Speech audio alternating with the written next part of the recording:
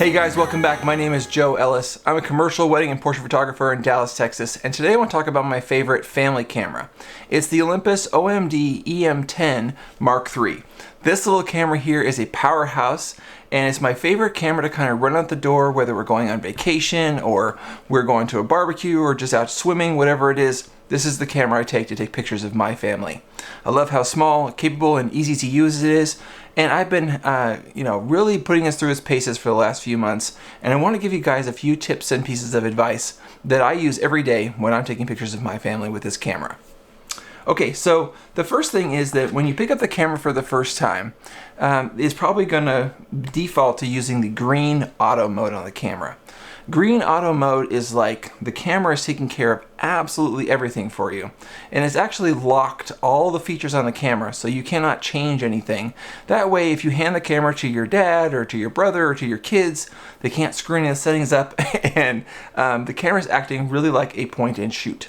You would just tap the shutter button halfway to focus, push down all the way, take a photo. It's great for that reason. But probably why you went and got a better camera is because you want to have more control over your photographs.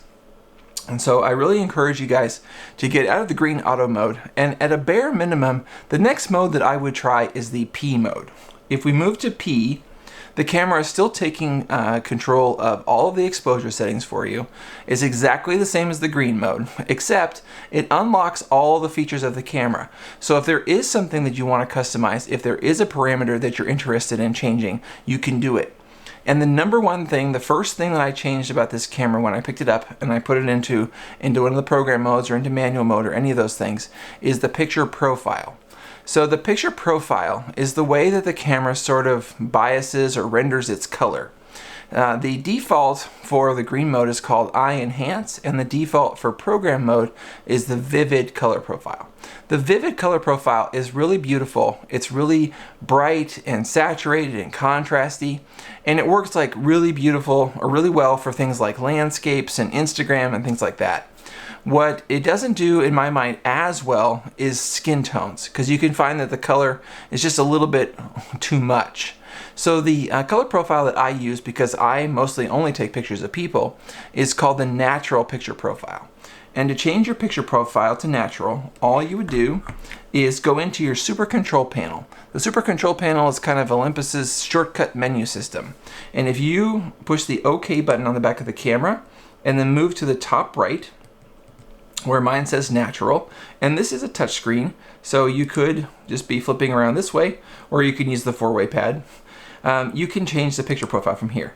So the picture profile 1 is the Eye Enhance from the green mode, picture profile 2 is Vivid, and then 3 is natural, and then 4 is muted, and 5 is portrait, and then there's monochrome and all that kind of good stuff. So feel free to play around with that, but the one I use 99% of the time is the natural picture profile.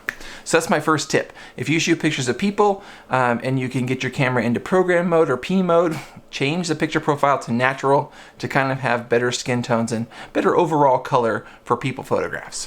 Okay, number 2. On the top of this camera is a special button that's only found on the EM10 MKIII. It's this little button right here on the corner. It's called the shortcut button.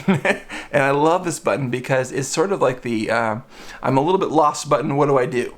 So one of the things that I love about this camera is it has a touch screen and it has a ton of really great scene modes. So in the SCN mode, for example, here is the first screen you see. And if you are kind of flipping through here looking at different settings, like let's say you want to take a nightscape photo and you're looking at the various options here along the bottom, and you decide, oh, okay, maybe I'm not ready to do that, or we're moving on or whatever, and you want to get back out of the system and you want to go look at all of your options again. The shortcut button on top of the camera will bring you back to the main screen. And this is true a lot of the time. So if you are in the advanced photography modes and you want to back out and look at the main screen, or if you're in the scene modes, or if you're in any of the other modes in the camera and you don't know what to do and you're a little bit lost in the menu system, try the shortcut button. It's super, super useful. Okay, so the next thing is just talking about how the camera autofocuses. So halfway pressing the button on the front of the camera does autofocus. And right out of the box, it's set to use all the autofocus points in the camera. And when you push focus, you'll see 5 or 6 or 8 little boxes light up on the screen. And those boxes represent all the things in the picture that are in focus, okay? And it works great. but sometimes you want to be able to define where in the frame you want the focus to be, because the camera's not picking the right thing, or there's something blocking it, or it's confused in some way.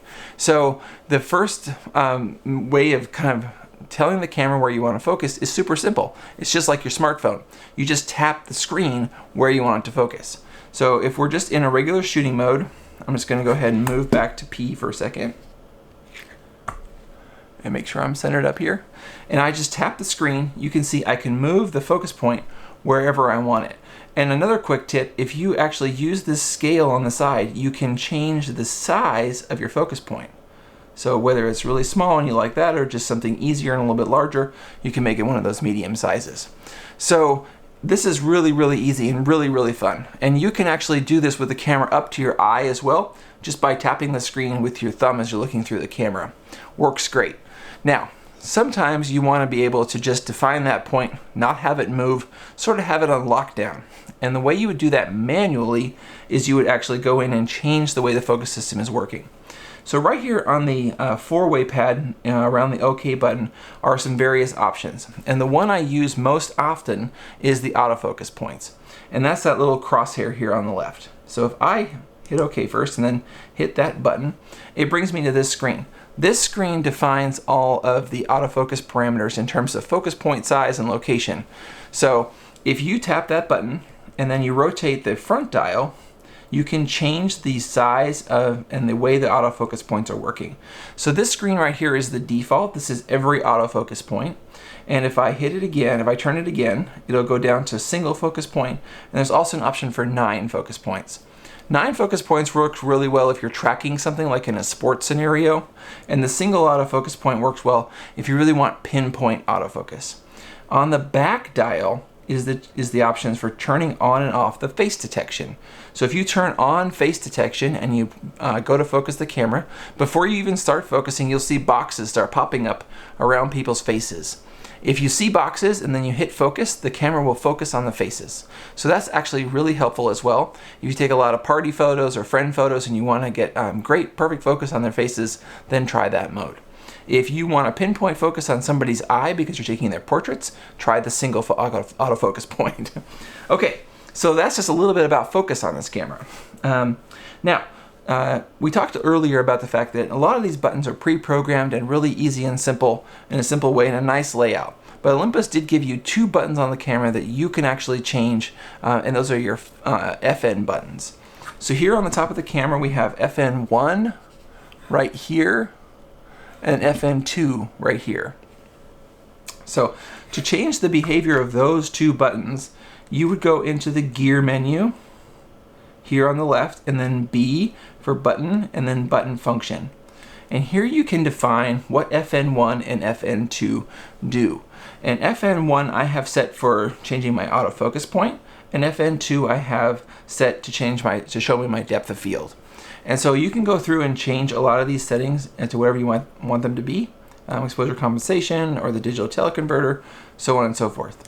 I will tell you that the digital teleconverter in my mind can be a little bit confusing, and it's not totally necessary. So what a digital teleconverter does is it crops in on the image and shows you only the central portion of your frame, and so you lose like information around the edges. Okay, now it's exactly the same thing as cropping your photograph after you take it.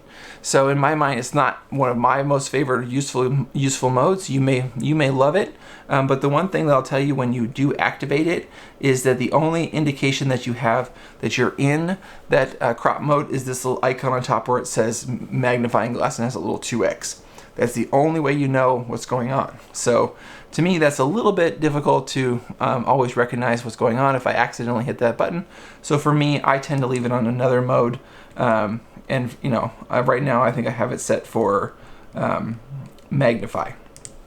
So play around with those functions, but that's how you set your FN1 and your FN2 button.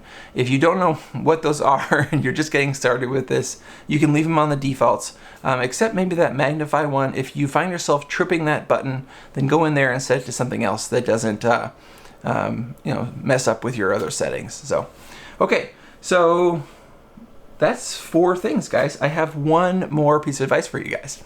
So my favorite mode that's in the advanced photography modes, in the AP part of the camera, right here on top. It's a very important mode. And that mode is silent mode. So as we look through the options here in the AP settings, you'll see this one here with a camera and a heart. And what that means is that the camera's going to turn off every sound that it makes, and that includes the sound of the shutter clicking. So your camera, when you take photographs, is absolutely 100% silent. And this is so useful whether you're taking pictures at a recital or a dress rehearsal or a play, or it could be a million things. I find uses for it all the time. If I don't want people to know I'm taking photographs, or if I'm in a scenario where I don't want the clicking sound, then the silent mode is definitely the way to go. So that mode is the heart mode right here in the AP settings. And the only thing I'll tell you about AP settings, as far as I know, is that once you choose that setting, if you go into your super control panel, it always defaults back to that vivid color profile. So I always go in when I go into silent and I change that back to my favorite, which is the natural picture profile. So just a little word to the wise there. But otherwise, if you're moving into those modes, that silent mode is one that I use all the time. I love it. So that's 5 ways to kind of work with this camera, guys. 5 notes that I have on the EM10 Mark III. It's not like some other Olympus camera models where I'll spend hours talking about how we define and work with all the buttons on the camera. This is much, much easier to use, and that's one of the reasons why I love it. So my main advice for you guys, if you're working in that green mode or you don't know where to get started, is go ahead and move the camera into that program mode, because it still handles all of that for you, and then you can go through piece by piece and start changing parts of the camera and settings on the camera that make sense for your photography. And this camera, I will tell you that if you're in program mode and you want to take it a half step further than that, I would definitely go into the scene modes, because the scene modes will help the computer and the camera understand what you're taking pictures of and give you even better results. So that's the EM10 Mark III, guys. I'll go into more detail on a lot of this stuff down the line, but I love this little camera. I love getting to know it, and it's definitely my favorite choice for taking pictures of my family. Thanks for watching. Please leave comments and subscribe, hit the notification bell, all that kind of good stuff, and I'll see y'all in the next one.